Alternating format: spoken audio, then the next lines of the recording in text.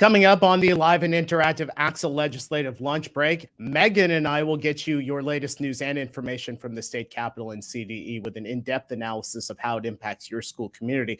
Plus, we're talking about the budget bill that has now gone to the governor's desk.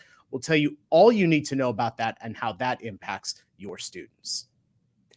The ACSA Legislative Lunch Break starts now.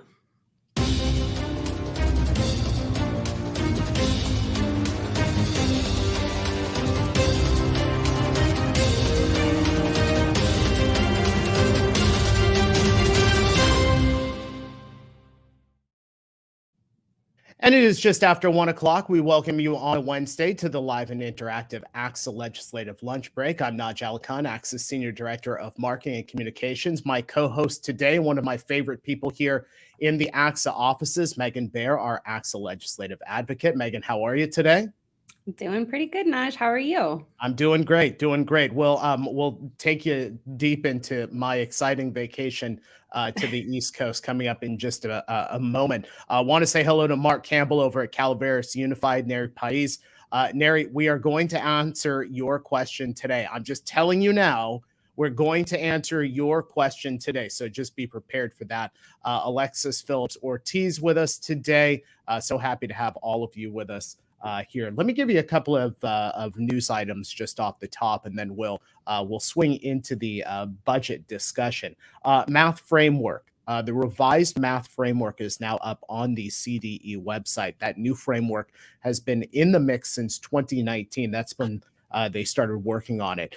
This new framework, the revised version, emphasizes problem solving and perseverance and encouraging students to explain their reasoning and build arguments, that according to our friends over at EdSource. They are looking for public comment on that, which is why we are leading off our broadcast. CDE taking public comment until July 7th. So we encourage you to go to their website and review that information. Okay, Megan, I'm going to absolutely make you laugh here. I hope you're ready. I hope you're ready for this. So as folks, our loyal viewers know, we didn't have a show last week. It wasn't because Edgar couldn't be here. It was because I couldn't be here. Took my family to New York City, and I said, I'm going to see if I can get on the Today Show, just because I can try and get onto the Today Show. I just want to point out, if you can see, that guy in between Carson Daly, who's third over, and Al Roker, who's last on the right. That's me in the black T-shirt. Megan, the one thing that I wanted to accomplish when I went to New York City, trust me, we saw literally everything. But this was the one thing that I really wanted to see if I could accomplish. There it is, Megan. Now that makes for a quality trip to the East Coast. Successful vacation. Rest and relaxation and an appearance on the Today Show. Was happy to be able to show my kids what it looks like to do live television. My wife said, why do you care about being on TV? You were on TV for 8 years and you do your show. What does it matter? But it's the humor factor that we were able to include in there. Trinette Marquis is here from CalSpread, the executive director over here. Neri, thank you so much for your comments. All right. Megan is here, not just as my co-host today, but also to break down all things with the budget bill, with the education budget specifically. We are telling you right now, go ahead and put your questions into our comment section. We will try and tackle those as much as possible. So, Megan, let's start with the two items that so many of our educators want to know about. They're interested in LCFF and COLA. What can you tell us? So the good news is the big numbers look really positive. The legislature and the governor are fully funding the statutory determined COLA. It's at 8.22% for LCFF. That same COLA is being extended to the programs that are outside of LCFF, adult ed, special ed, county offices. So we're really happy to see the full funding and the commitment to the local control funding formula. And folks, yesterday, right around the 5 o'clock hour, ACSA released our statement on the budget. We also have our full budget analysis that came out with that. We have that into our comment section, a link to that, which is on the ACSA Resource Hub, so you can access that. Megan was a large part of putting that together. So you can see that after the show. Don't go there right now. but after the show, you can do it. Megan, in the governor's January budget proposal, there was this key item that nobody had really heard of, which was this equity multiplier. We had you on the show back when the budget proposal came out, and one thing that you told us was there are a lot of questions and not a lot of details as to what this equity multiplier was going to be. And case by case, we kind of moved our way to this position. But now it is changed some. What can you tell us about that? Yeah, I think there's some new provisions here, and honestly, we have a lot of questions about where this even came from. So, some will recall the governor set aside $300 million to pay for what he's terming an equity multiplier, essentially a new categorical, for lack of a better word. It was intended to be directed to school sites with high concentrations of high poverty students. There was a lot of criticism of the proposal. Initially, what the governor was responding to was an effort to get more funds to African American students who are in low performing schools. And his original proposal, it didn't really go to very many schools serving a lot of African American students. So, in this final agreement, as we were reviewing the language, they've essentially kept the $300 million, but they're using a completely different methodology to allocate the funds. So we're still taking a look at this, gonna get some data to see who's gonna see this money, but they're using some new terms to school funding. So the funds are gonna go to school sites that have a non-stability rate, which I had to look up, means the rate by which if you have a high rate of students that aren't completing the full year at a single school due to expulsion, suspension, going to like a county juvenile school. So greater than 25% non-stability rate plus a greater than 70% socioeconomically disadvantaged student population. They've kind of change that definition a little bit than we've seen it before. So for socioeconomically disadvantaged, they're talking about if you have low income, homeless, foster, if either parent hasn't received a high school diploma, or for the percentage of kids in a county juvenile school. So just very different. At first glance, it appears that more African American students will benefit from this policy, but very different, and we're trying to understand a little bit more how we got here. And two new terms that we're going to have to know moving forward: a non-stability rate and socioeconomically disadvantaged. Those are the two new terms that have come out of the equity multiplier. Folks, again, if you have questions for Megan or any of our staff related to the budget, go ahead and put those onto our chat and let us know what you need to know. We talked yesterday, Megan, you and I, as we were going through this budget about transitional kindergarten, because we know early education is so important to the governor. It's been part of his platform for some time now. The legislature sent the budget bill to the governor, and with TK, there are good things to report and there are some challenges to report. What can you tell us? Yeah, there's a lot in the TK space right now, and we hear from members all the time rolling out a whole new grade, and in particular, transitional kindergarten. There's a lot of challenges out there. So I guess I'm going to start with the bad news. There's been a lot of talk about ratios, student to teacher ratios. Right now, we're in a 1-to-12 ratio, one teacher for every 12 students. There's been a lot of conversation about getting to 1-to-10. The previous budget agreement, previous law stated that we will go to 1-to-10 when the legislature can appropriate funds to support that lower ratio. It's more people, more cost, all of that. This agreement deletes that guarantee of funding. It states that in the year 25-26, that school year, we will need to move to a 1-to-10 ratio. And there's intent language to fund those positions. However, there's no guarantee anymore. It used to be contingent upon an appropriation. It is no longer the case. So this is a huge concern for us. People power costs money. So this will be one of our top advocacy priorities going into the next legislative session.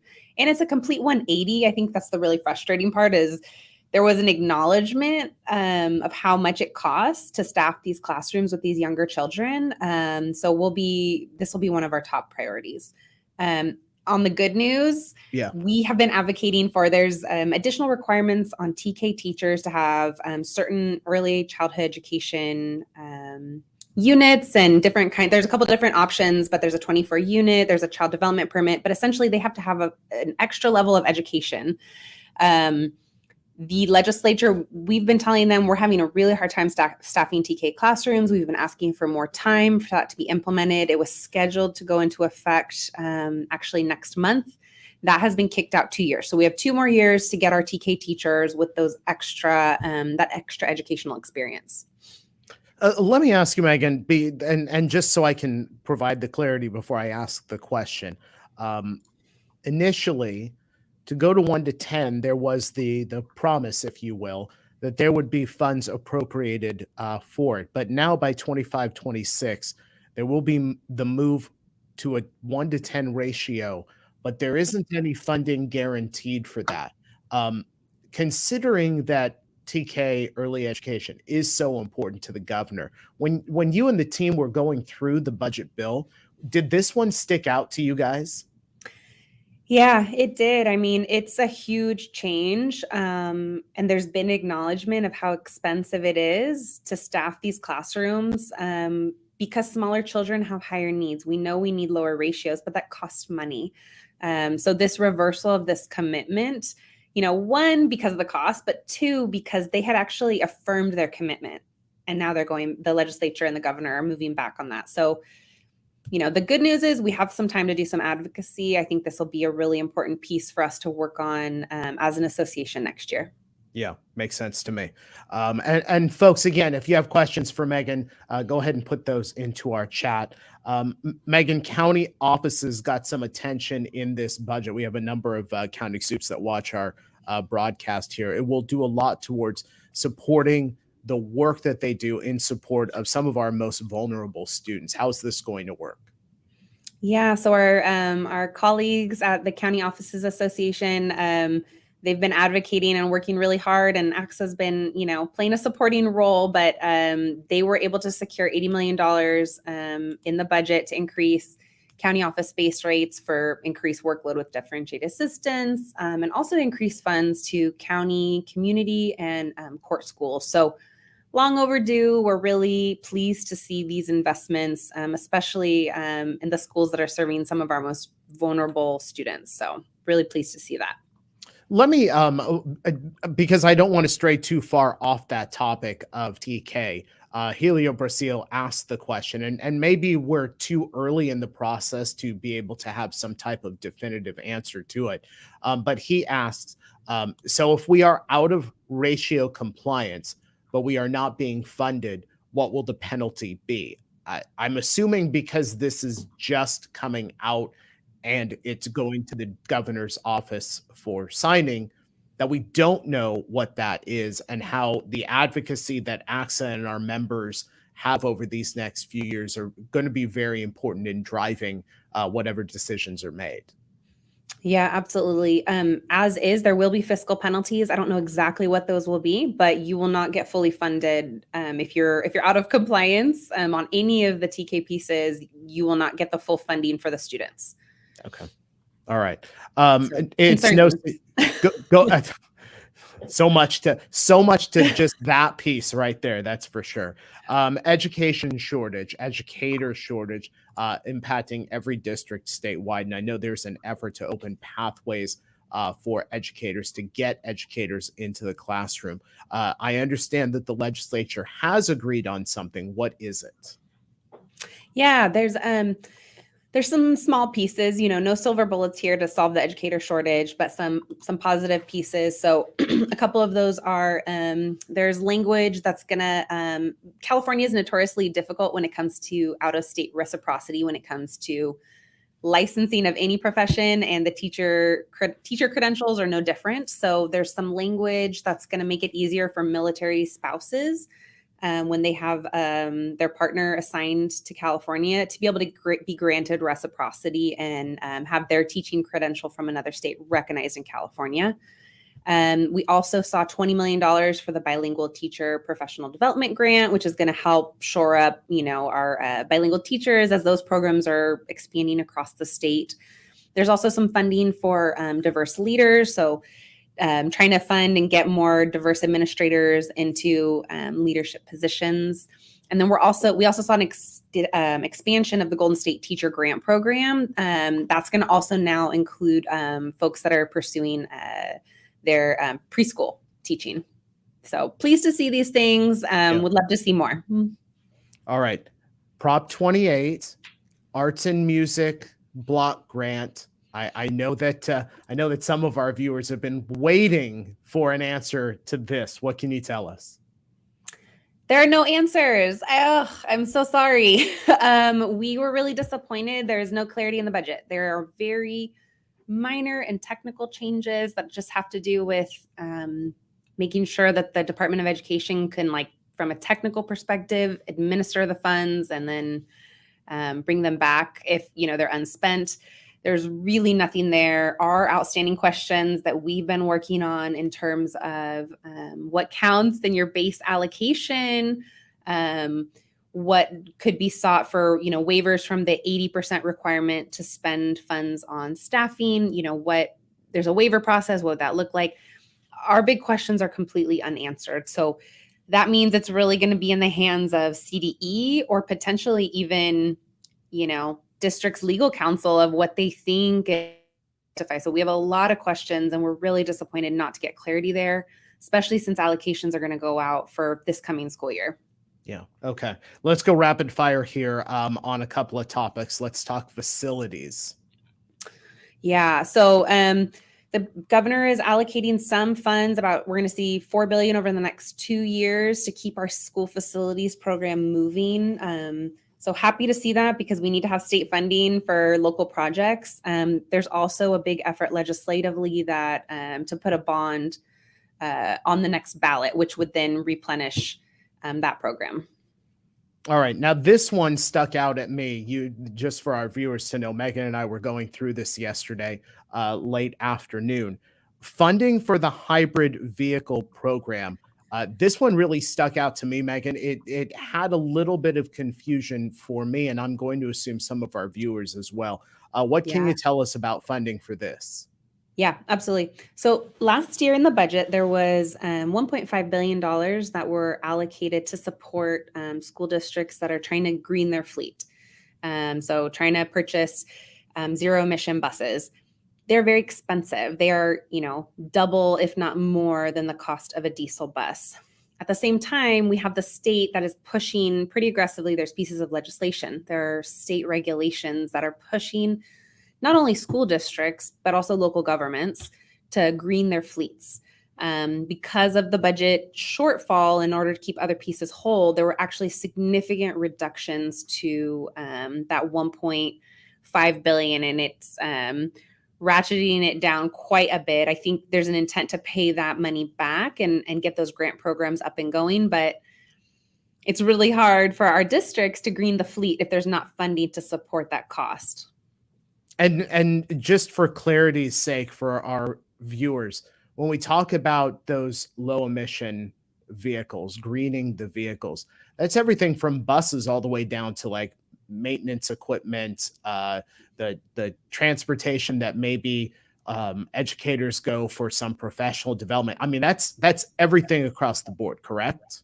Absolutely. So, I think it's from your little white vans, your pickup trucks, all kinds of vehicles. It's very expansive. So, at the same time as the state is upping the pressure for us to move in this direction, to have more environmentally friendly vehicles, we're also seeing the investment to actually help us afford those vehicles and afford the very expensive infrastructure that can go with them is being diminished. And I think, for us, we're very concerned about the cost of the vehicles and the charging equipment, but it's also our schools in general. A lot of them are very old and they need electrical systems upgrades. So those infrastructure dollars that are being cut, we're also very worried about because you can't install chargers with 60-year-old electrical systems. So, yeah. There are always a couple of things that get included in the budget that are a bit of a surprise. One thing that you and I talked about was the Portantino Dyslexia Bill. Mhm. This was kind of, as I think the way you said it to me yesterday, was folded in to the budget bill. What can you tell us about this? Because this will directly impact students and our site leaders, correct? Yeah, it definitely will. So, Senator Portantino, for several years now, has been working on a bill that would require schools to screen small children. So, we're talking about kinder, first, and second for dyslexia. His focus has been specifically on dyslexia. Um, it appears that the legislature and the governor they thought it prudent to fold this policy into the budget agreement, although it looks a little bit different. So starting in 25-26, schools are going to be required to screen all K through second graders annually for reading difficulties more broadly, including dyslexia. The state board is going to have to appoint a panel of experts. They're going to have to come up with the different instruments that are appropriate. There's a lot of concern about over identification or how you do screening for different English language learners and making sure that that's appropriate. So yeah, it's going to be a big change and it's going to have a huge impact on schools in a couple of years here. Stephen Hovey asked the question. If we can just go back to the discussion on facilities. Stephen asked, Mhm. what would be the chance of passing a school facilities bond if there's also a $15 billion climate change bond on the same ballot? We've seen a number of ballots over the years that at times have two different things that can kind of go on top of each other when it comes to, a school bond or something like this. Is something like that a possibility? Absolutely. There's a lot of talk of a lot of different kinds of bonds. Yeah, the climate one is a huge one. Higher education, CSU and UC also want to be included in the K-12 bond. So there's a discussion about whether the education bond will include the higher education segments or not. I think the last bond, one of the really negative things that we had going for us is that it was Prop 13. And then there was this whole, association with Prop 13 that was related to property taxes. But yeah, our last bond failed. So the more crowded the field, the more difficult it is. Voters get nervous and they tend to vote no on everything. So we'll see kind of what makes it on there. The administration and the legislature, they're savvy. They know this. I'm sure they're doing polling. They're looking at, what their best chances are, and they're going to have to make some decisions here. You can't have too many bonds on one ballot. Now, Rob Martinez is one of my favorite ACSA members, and he gives me the perfect segue here to talk about extended learning opportunity. He asks the question, are there many changes to the extended learning opportunity funds regarding structure of uses, requirements, or timeline for spending? What can you tell us about that? I'm happy to report that there are not too many changes. I will say you're going to have the budget's going to give you a little bit more time to spend your allocations that you received the last 2 years. I know a lot of districts were using like federal ESSER funds first because they had a expiration date. So you're going to have a little bit more time to spend that money. So that's a good news. There was also this whole conversation about whether expanded learning programs, if you work with a third-party provider like the YMCA or Boys and Girls Club, whether they should have to go through the Department of Social Services childcare licensing, which is a pretty steep hurdle. There was a lot of concern on that piece. So that actually was eventually rejected in the final deal. We're happy to say there will have to be some communication in a few years. They're going to require just some communication DSS, let them know, hey, YMCA is operating our expanded learning program. Here's the information, but it is not licensing. So that was definitely a win. And the funding is the same, the funding level, I should say. Okay. We're going to end the discussion unless we get more questions from our audience on pensions. What can you tell us about the pension situation? No relief. Nothing. There's nothing. Easy question. Thanks, Naj. Give me another. There is no gray area when we talk about pensions. There's just nothing to report on that one. Okay. Thank you, Megan, for that budget discussion. A lot on that. And folks, if you want to see our entire budget analysis, you can do that. That's on our ACSA Resource Hub. We also have a link for it in our comment section. Let me give you a couple of items here on the back end. First off, if you like what you are watching, you should subscribe to us on YouTube or on Facebook. Just to let you folks know, look, we are 50 subscribers short of 3,000 on our YouTube page. Now, the last time as we were getting close to the 2,000 threshold, we told you to subscribe, and by the end of the show, we were at 2,000. So if you haven't subscribed, do it now. Let's see if we can get to 3,000 by the end of the show. Again, 50 away from the 3,000. And just so you know, when you subscribe to us on YouTube, Facebook, you'll get updates when we're about to come on live with breaking news or our regularly scheduled Wednesday broadcast. So go ahead and subscribe to us. Also, I want to tell you about our Every Student Succeeding video series. Every single year, we honor 19 students with our ESS award. We also do a video series, and there you are seeing video of Reem Rahamawi. She is from San Francisco Unified, our Region 5 winner of the Every Student Succeeding award. So go to YouTube, watch all of our videos. I believe this is the third ESS video that we have posted so far this summer. So go ahead and jump on there and take a look. Some great stories, powerful stories, that is for sure. Also, ACSA Leadership Summit coming your way first week of November, right here in Sacramento. Here's a preview.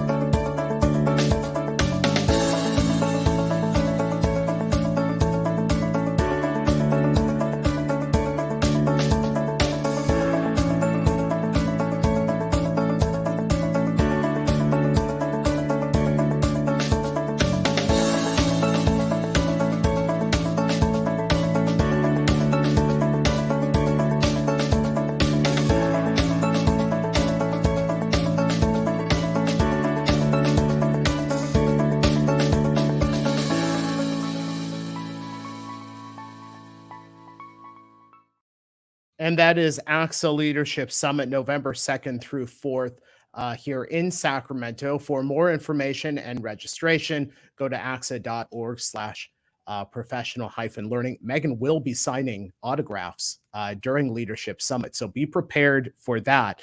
We're bumping Edgar off of the autograph table because he's not here, so he can't sit there and say, no, I really have to be there. So Megan, you are it. We'll have a whole autograph session for you. Let me say thank you, Megan, so much for being with us here with that budget analysis. And again, of course, folks, if you want to read the entire budget analysis, you can do so on our ACSA Resource Hub, and we have a link here in the comments section. Thank you so much for joining us today on the ACSA Legislative Lunch Break. Remember, we are live Wednesdays, 1 p.m. on ACSA Facebook and ACSA YouTube. Have a great rest of the day and rest of the week, and we'll see you next time.